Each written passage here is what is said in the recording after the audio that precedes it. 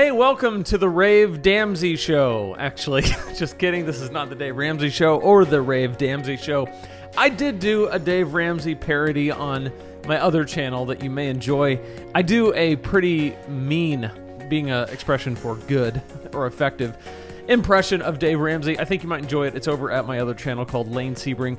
Have you ever delivered pizzas? No. Do you deliver pizzas? I've never done it. All right, you need to start delivering pizzas. When am I going to find time to do that? We'll do it in the middle of the night. I'll link it in the show notes. But that is beside the point. Today, we're not talking about Dave Ramsey and his financial wisdom. We are talking about planting new churches versus revitalizing old ones. For some of these podcasts, I want to kind of do some verses a little bit, just to kind of compare some ideas and have at least maybe start a conversation that we can continue in the comments and on social and an email about what is better, what's more effective. Should we be in the business, so to speak, of planting new churches, or should we be in the business of revitalizing existing churches, churches that need some help, churches that need to be brought back to life? So we'll dive into all that in this episode. Before we do, be sure to subscribe if you're watching on YouTube. If you're over on Apple Podcasts or Spotify, be sure to subscribe there, whatever you're listening on. Go to Apple Podcasts and leave a review. If you're enjoying this, it really helps out a ton. Got a great interview coming up for you next week. Can't wait to share that with you. But today is just me, and we're going to have this conversation about church planting versus revitalization. So I've been involved in both. I've been involved especially in revitalization. I was at a church for about 10 years in DC in a number of different positions on the pastoral staff. And that church was definitely what you would consider a revitalization. It was a church in transition, very established, older church that was trying to grow and trying to help the older generation of people embrace and acknowledge the need for some change in some different areas in order to achieve the kind of growth that the church really needed to continue to thrive and survive and reach a new generation of people and continue to see people saved, to see people baptized, to see people involved, to see new people coming and being involved in the life of the church.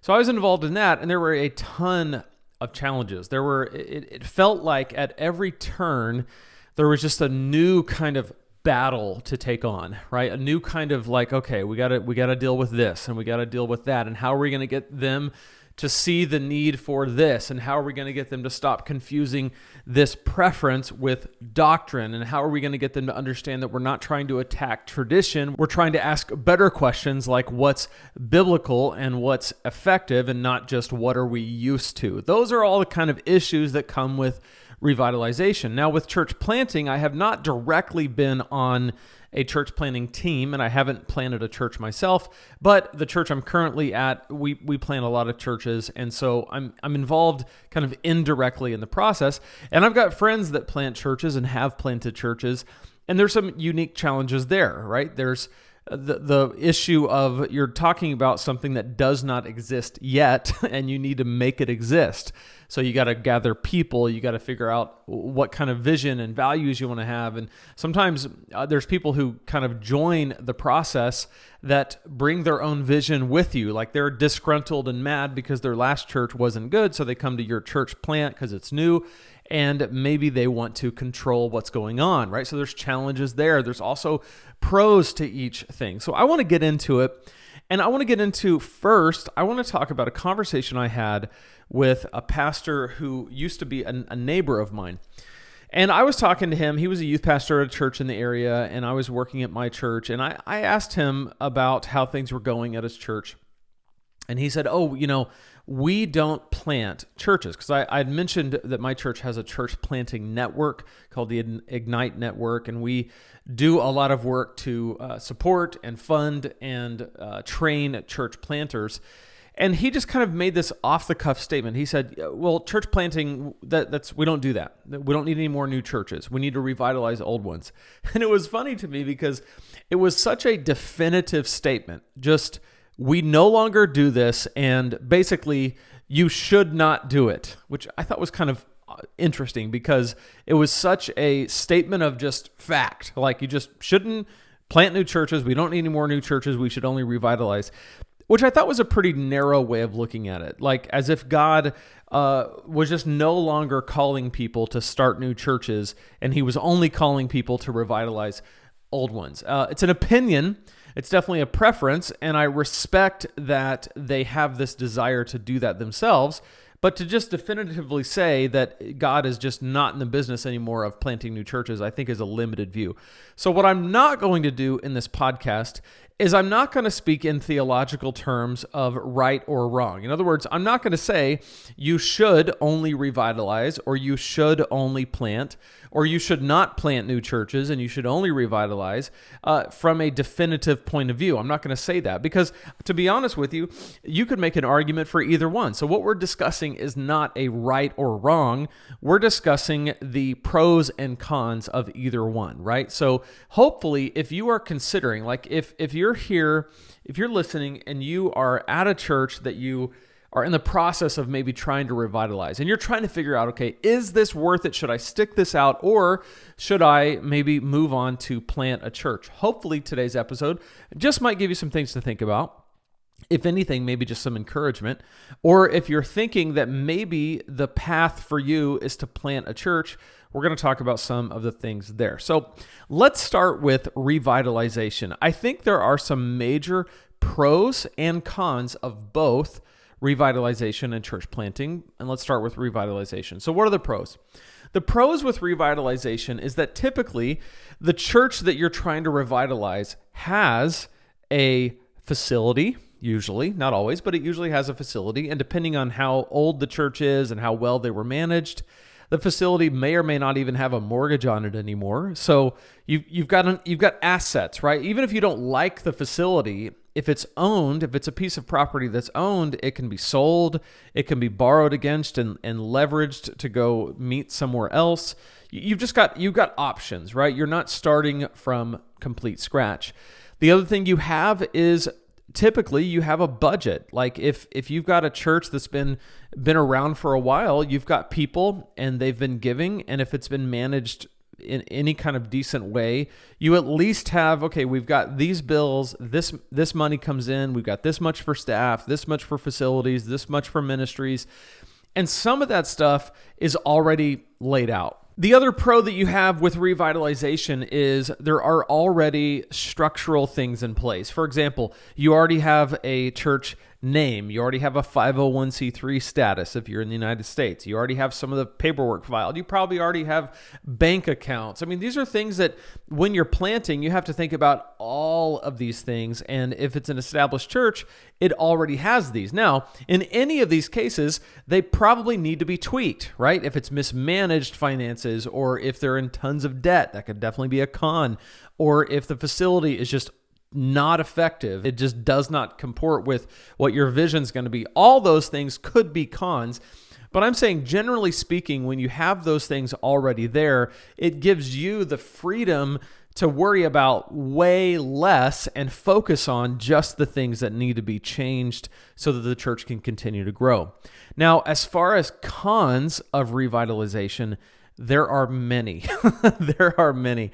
There's an old saying that it's easier to give birth than it is to cause a dead horse to walk, right? So, I think the saying is it's easier to give birth than it is to bring back the dead. And so if a church is dead, in so many words, the church has just lost its vision, it's lost its mission, it's basically sitting still, it's plateaued and or declining, whether that's attendance, whether that's mission, whether that's the overall feel and vibe of the church. There's just nothing happening, right? If that's the case, then it is incredibly, incredibly challenging, because you have to walk into a space that has been conditioned to be ineffective, dead, kind of turned off, and you've got to figure out a way to wake these people up, right? And you don't really have the power to do that. That's a work of the Holy Spirit, but you've got to position yourself and your leadership to allow for that to happen. The other thing, like I said, there could be tons of debt. There could be lots and lots of drama in history that make it very difficult to step into that situation and do anything with it. There could be like I said, a facility that just is a big pile of wasted space. It could be something that is nowhere near what you want it to be. Another con in revitalization could be the fact that you've got maybe an approach to ministry that you just don't agree with.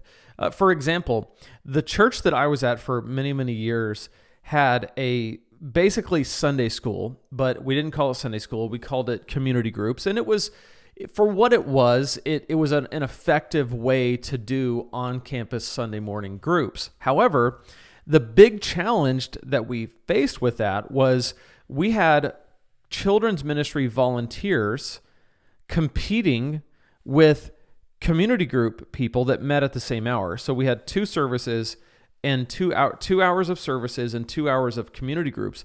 And in both of those slots, we also needed childcare workers. Childcare is not the way to say it. By the way, if you want to offend your children's ministry workers, your kids' ministry workers, call it childcare. They do not like that because it is not childcare. It is ministry. It's just as important as anything else that goes on in the church. So if you're listening and you're in kids ministry, I do apologize for saying childcare because it's not that. So we did kids ministry at both hours. And so what happened is we needed people to be in community groups. We needed adults in community groups. We needed them teaching in community groups. We also needed people in the service and volunteering in the service. And we needed people in kids ministry and volunteering in kids ministry. If you do the math, we have 3 options all happening on the same 2 hours. So what happened was we would have this situation where we'd say, we don't have enough kids ministry volunteers. It takes 150 volunteers to make this happen on a Sunday morning, just in kids ministry. And then at the same time, there'd be someone else at the table saying, we don't have enough adult community group leaders and teachers and facilitators, and we need X amount of people to make that happen. And at the same time, we'd say we don't have enough first impression people and ushers to welcome people into the service and get them seated and things like that. And so there was just a lot of things happening that were competing with each other. And in established churches, you get that all the time because churches over time tend to just add. Very rarely are ministries removed. That's very difficult. It's easy to add, it's hard to remove. So when you're planting, you can be very judicious about what you add versus what you don't allow to be added. So that can be a massive, massive problem when you're revitalizing because now what you've got to go do is you've got to remove a sacred cow. So what would be the answer to that? Well, what I wanted to see happen was I wanted a situation where we were asking people to do 2 things, and that is attend one service and serve at the other. So if you're attending service A and then during service B, you're either working in kids or you're serving in first impressions or one of the things connected to the service, and there was no community groups happen, those were happening at a different time, different place, maybe during the week in homes, then that freed hundreds of people up to either be in the service or serve or both. And because we had 2 services going, we could easily do that. So that is a massive, massive challenge. And that's just one example of many different kinds of problems that you could find in that situation where you've got different things competing with each other in the same hour. So in terms of cons of revitalization, there's all of those, and then there's more. There's just lots and lots. But there are some major, major benefits. Like I said, you've got this established thing, and you've got this group of people, and there's a lot you kind of don't have to do. So I think with revitalization, you really have to be called to a place and to a people, and you have to kind of have a long-term approach. You have to be willing for it to take years, maybe a decade, for you to, depending on how long the ship has been around and how big it is, turning a ship is very, very tough work. And you've got to be willing to decide and choose what hill you're going to die on and what hill you're going to let go. And you got to be willing to make very tough decisions that you know are going to offend a lot of people. And you got to be willing to hold back when you know it's just not the time or it's not worth it right now. So that's revitalization. And I would love to hear from you in the comments, because if you've been involved in that, I would love to hear what stories you have to tell. Now let's talk about planting. The pros of planting. The pros of planting is you have a clean slate, right? You've got a white canvas that you can begin to draw on. You can listen to the Lord and His Holy Spirit and just wait for His guidance and leadership as to what you're supposed to do and how you're supposed to do it. That's an amazing thing. You can grab this group of people and you can start small. You can infuse the vision you want, the mission you want into this group of people. And as it grows, there's so much more that you can steer and you can control in terms of the vision and the direction of the church. It's amazing how much a new church is able to reach unchurched people. Unchurched people are far more likely to go to a new church, a church plant, than they are to go to an established church. A lot of that has to do with just the fact that they feel like because it's small and because it's new, that they won't be judged, they won't be looked at maybe the same way that they would be if they went into the large church that's already established. For whatever reason, sociologically, it's just more attractive to people who are either unchurched or dechurched, meaning that they haven't been in church for a long time. So that's a huge, huge win for new churches. You can set the programming, the pace, the schedule, however you want, and you can structure it such that it really fits with your way that you envision doing ministry. Whereas when you go into a revitalization situation, there's a precedent for what's expected of you and what you expect out of the church that can sometimes be very difficult to modify. So in terms of cons of new churches, well, it's kind of the opposite of the revitalization, right?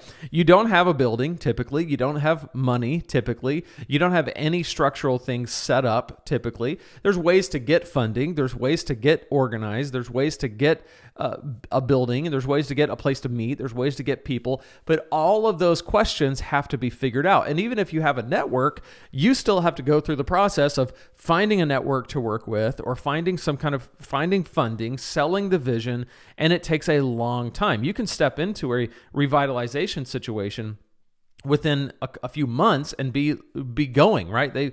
They bring you on, you cast the vision, and you're off to the races. You got a hard road ahead of you typically, but you can do it faster. Church planting takes a little bit longer to kind of get going because there's so many details that are kind of just on you and your responsibility to either figure out or put the people in place to figure out. And then the other con is a lot of times you have to be bivocational for quite a while. An established church might have the funds to bring you on full time right away. And in a church planting situation, that's not always the case. In fact, it's very common for church planters to have a job on the side along with the church work until they can either start taking a salary at all or start taking a big enough salary to support their family. So there's the funding, there's the where do we meet, right? A lot of church plants start in a home and then are scrambling to try to figure out where do we do this. And I know my church, when we start a new campus or a new church, a lot of times we're looking at schools, like high schools, that's very common, or we're looking at existing buildings like in storefronts where we can redo them and make, like our main campus, our largest campus is in an old grocery store. Another campus we have is in an old shoe store that used to be called Just for Feet. So there's the days of just going out, buying 20 acres and putting a building up is very difficult to do unless you have a ton of money and you're in a city that has a ton of land. So those are the challenges that you face as a new church that can make it challenging. So you can see that whether you're revitalizing or you're planting, church work is hard. Like church leadership is difficult. It's hard to navigate through these waters. So I think the biggest thing that you have to kind of be okay with or acknowledge in this is that it's going to be hard, but if you are called and you're sure of your calling, then it can make it at least bearable, because at least I'm called to this and this is what the Lord wants me to do right now. This is what He wants me to be about. So those are my thoughts on this kind of question between church planting and revitalization. I would love to hear from you in the comments below here on YouTube, or you can email me, lane@preachingdonkey.com, or let me know in some other way what you think, what your experiences have been. I'd love to hear from you. And if you haven't yet, please grab my 21-day guide to creating killer sermons, because whether you're revitalizing or planting, you want to make sure that your preaching is on point, and that's the main thing we do here at Preaching Donkey. So go to preachingdonkey.com/21days. You can pick up my free 21-day guide to creating killer sermons. And until next time, remember, if God can speak through a donkey, he can speak through you. I'll see you next time here at the Preaching Donkey Podcast. Better than I deserve. How can I help?